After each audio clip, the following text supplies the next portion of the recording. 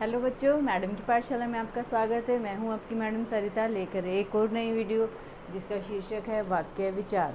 वाक्य किसे कहते हैं, वाक्य कैसे बनते हैं, वाक्य के भेद क्या हैं, ये आज हम अपनी वीडियो में सीखेंगे। चलिए शुरू करते हैं। वाक्य विचार, आइए सबसे पहले देखते हैं इसकी परिभाषा।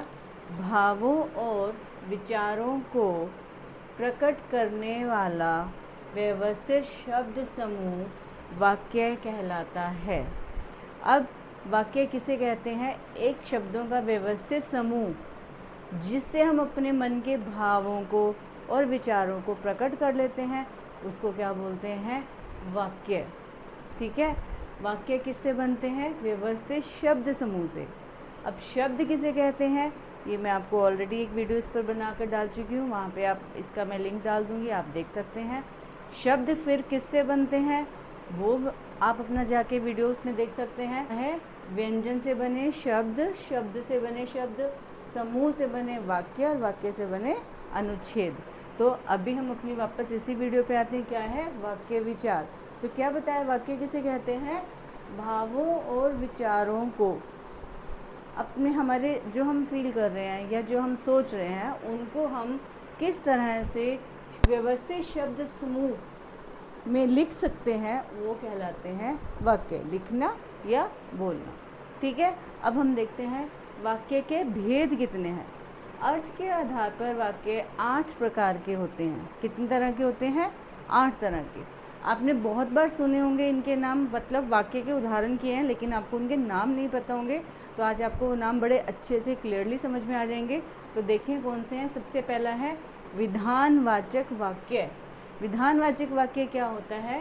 ऐसे वाक्य जिनमें किसी क्रिया के सामान्य रूप से होने का पता चले।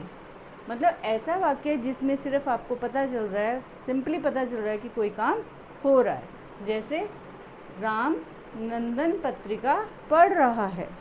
इसमें क्या बता रहे हैं कि राम क्या कर रहा है? कोई काम कर रहा है। तो राम नंदन, नंदन क्या है? पत्रिका का, मैगजीन का नाम है। पत्रिका, पत्रिका मैगजीन को हिंदी में पत्रिका कहते हैं। पढ़ रहा है।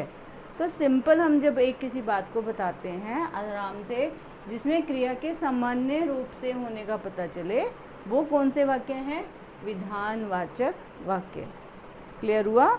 ठीक है, जब हम कोई भी बात अपनी बता रहे हैं कि ये काम हो रहा है, या ये मतलब नेहा जैसे है, नेहा नृत्य कर रही है, कल हम मुंबई जाएंगे, जो सिंपल क्रिया का पता चल रहा है सामान्य रूप का, वो है विधानवाचक वाक्य। ठीक है, अब आते हैं हम इसके दूसरे भेद पर।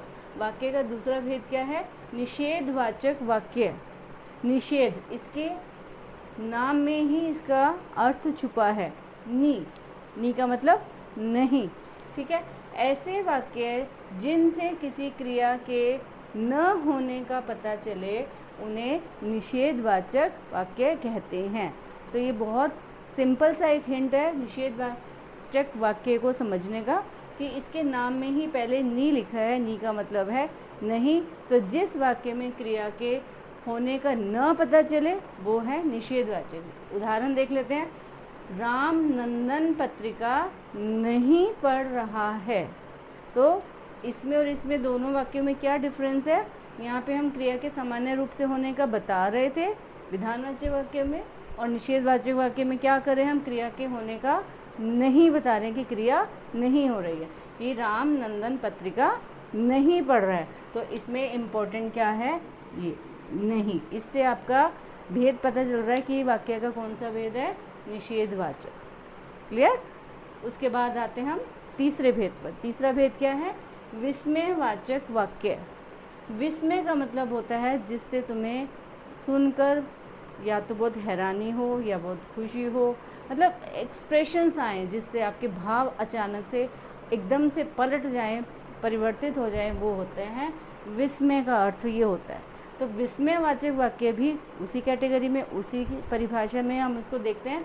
ऐसे वाक्य जिनके द्वारा विस्मय, हर्ष, हर्ष इज खुशी, शोक, शोक मतलब दुख, घृणा, घृणा मतलब नफरत, मतलब हमारे भाव परिवर्तित हो रहे हैं। जिस वाक्य में भाव बता रहे हैं हम, हमारे फीलिंग्स क्या आ रही हैं, वो आते हैं विस्मयवाचक वाक्य के अंतर्गत।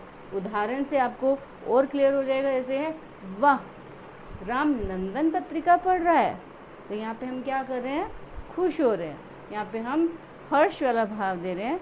तो यहाँ पे वाक्य हो गया राम वाह राम नंदन पत्रिका पढ़ रहा है। और विस्मयवाचक वाक्यों की एक और आप पहचान रख सकते हो कि इसमें ये विस्मयादि बोधक चिन्ह लगा होगा। ठीक है, उसके बाद हम आते हैं नेक्स्ट अपने भेद पर। नेक्स्ट है हमारा संदेहवाचक वाक्य। इसमें भी इसका क्या है अर्थ, इसके शब्द में ही छुपा हुआ है संदेह। संदेह का मतलब क्या होता है, जब हमें कोई डाउट हो, है ना, कोई मन में कोई किसी तरह की शंका हो, किसी काम के होने की संभावना ना हो।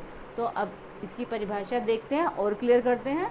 ऐसे वाक्य जिनमें कार्य के होने के प्रति संदेह या संभावना हो, मतलब हमें नहीं पता कि वो काम हुआ है या नहीं हुआ है, तो हमें मन में कुछ एक डाउट है, संदेह है, तो वो होते हैं संदेहवाचक वाक्य। उदाहरण से और क्लियर करते हैं। शायद राम नंदन पत्रिका पढ़ रहा है, तो हमें किस शब्द से पता चला कि ये कौन सा है, संदेहवाचक है, इससे, शायद से। शायद राम नंदन पत्रिका पढ़ रहा है, मतलब हमें निश्चित तौर से नहीं पता, हमें संदेह है, हमें संभावना है कि शायद वो नंदन पत्रिका पढ़ रहा है।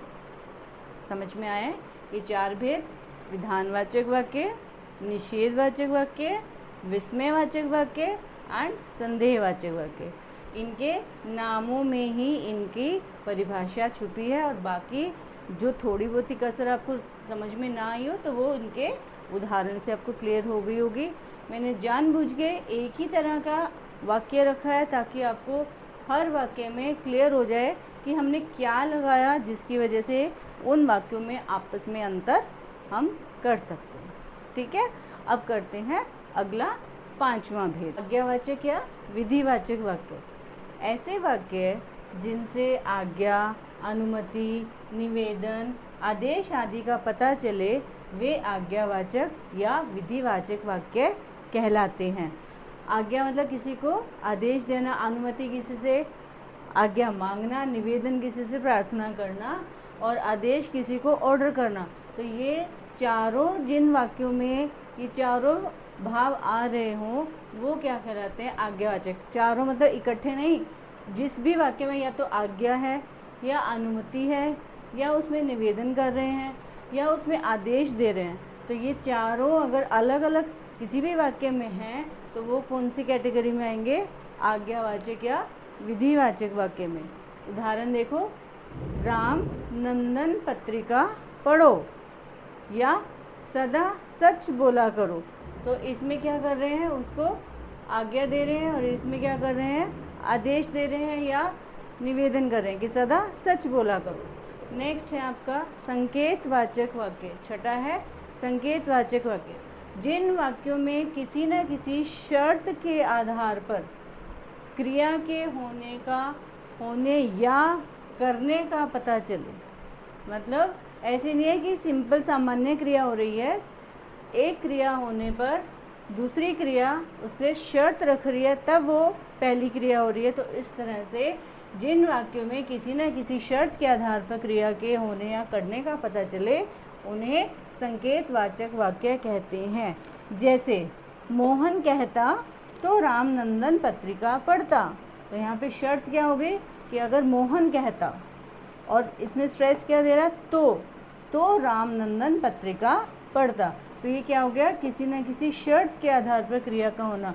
क्या शर्त हो रही है कि अगर मोहन कहता तो राम नंदन पत्रिका पढ़ लेता। ठीक है, तो अगला है इच्छावाचक वाक्य। इच्छा क्या होती है, हमारे मन में किसी भी काम को करने की जो भावना होती है कि हाँ हम ये हो जाए या हम कर लें, तो है इच्छावाचक वाक्य। ये इच्छा बताया मैंने, वो इच्छा का मीनिंग बताया। अब इच्छावाचक वाक्य क्या होते हैं, जिन वाक्यों से इच्छा करने या दूसरों के प्रति आशीर्वाद या शुभ कामना आदि का भाव प्रकट होता है, वे इच्छावाचक वाक्य कहलाते हैं। मतलब जो आप अपनी इच्छा कर रहे हो या किसी को आशीर्वाद दे रहे हो या किसी के लिए शुभकामना, इच्छा मतलब मन में जो सोच रहे हो, तो राम को नंदन पत्रिका पढ़नी चाहिए। ये क्या है? ये आपकी इच्छा है। तो इच्छावाचक वाक्य क्या है? जब जिन वाक्यों से इच्छा करने का भाव पता चले। दूसरा उदाहरण देखो, आपको जन्मदिन पर बधाई। ये किसका है? शुभकामना या आशीर्वाद का एग्जाम्पल है। ठीक है, तो जिन वाक्यों से या तो इच्छा का पता चले, आपकी इच्छा क्या है, या आप किसी को आशीर्वाद दे रहे हो या किसी के लिए शुभकामना दे रहे हो या भेज रहे हो, तो वो क्या है? इच्छावाचक वाक्य है। ठीक है, नेक्स्ट है लास्ट इसका प्रश्नवाचक वाक्य। इसके भी शब्द में ही इसका अर्थ छिपा है। प्रश्न का मतलब क्या होता है? किसी से कुछ पूछना, जानकारी लेना। तो प्रश्नवाचक वाक्य क्या है? जिन वाक्यों द्वारा प्रश्न करने का भाव प्रकट होता है, उन वाक्यों को प्रश्नवाचक वाक्य कहते हैं। मतलब जिन वाक्यों से ये पता चल रहा है कि हाँ, हम किसी से कुछ पूछ रहे हैं, कोई प्रश्न कर रहे हैं, तो वो क्या वाक्य हैं? प्रश्नवाचक वाक्य। और इन वाक्यों की पहचान क्या है? बहुत सिंपल है इनको पहचानना, कि इनके वाक्यों के अंत में क्या लगा होगा? प्रश्नवाचक चिन्ह। ये क्वेश्चन मार्क लगा होगा, इसे प्रश्नवाचक चिन्ह कहते हैं। तो ये आपके प्रश्नवाचक वाक्य के अंत में लगा होगा। उदाहरण देखते हैं। क्या राम नंदन पत्रिका पढ़ रहा है? पीछे क्या है? प्रश्नवाचक चिन्ह। तो इस तरह से हम वाक्यों को उनके अर्थ के आधार पर 8 भेदों में बांट सकते हैं। पहले 4 हमने किए और अब ये आखिरी के 4 किए। आई होप आपको ये टॉपिक बहुत अच्छे से समझ में आ गया होगा। मिलती हूँ जल्द ही नई वीडियो के साथ। Till then bye.